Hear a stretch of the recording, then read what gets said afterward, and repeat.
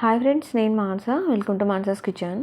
ఈరోజు మన కిచెన్లో కమ్మని అటుకుల పాయసం చాలా ఈజీగా అండ్ టేస్టీగా చూపించబోతున్నాం. దీనికోసం ముందుగా స్టవ్ వెలిగించి పాన్ పెట్టుకొని అందులో 1/2 కప్పు బెల్లం వేసుకోవాలి. బెల్లం కరిగించుకోవడానికి వీలుగా టీ గ్లాస్ అన్ని వాటర్ పోసి జస్ట్ బెల్లాన్ని కరిగించి పెట్టుకోవాలి.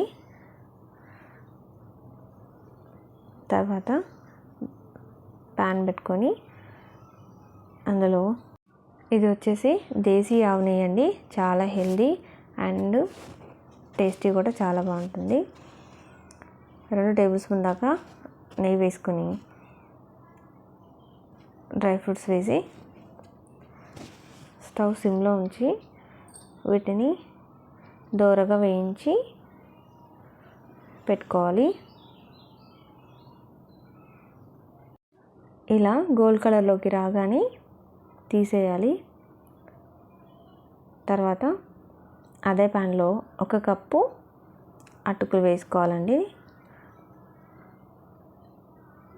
పేపర్ అటుకులు కాకుండా మందంగా ఉండే అటుకుల్ని తీసుకోవాలి. స్టవ్ సిమ్లో ఉంచి బాగా క్రిస్పీగా అయ్యేదాకా వేయించుకోవాలి.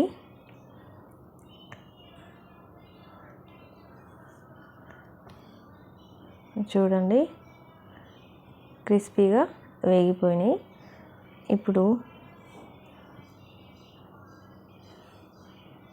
ఇందులో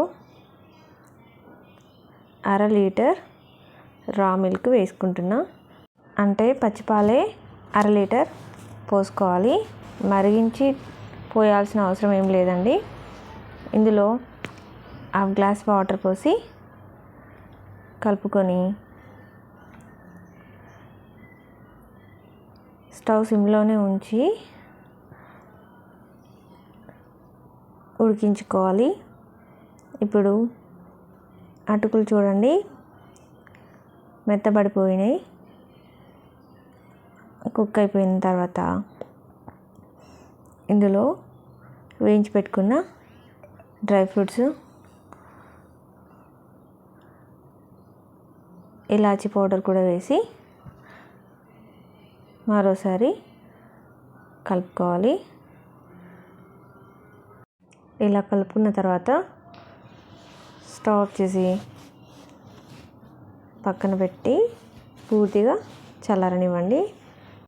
ఇప్పుడు మనం ముందుగానే ప్రిపేర్ చేసి పెట్టుకున్న బెల్లం సిరప్ వేసుకోవాలి.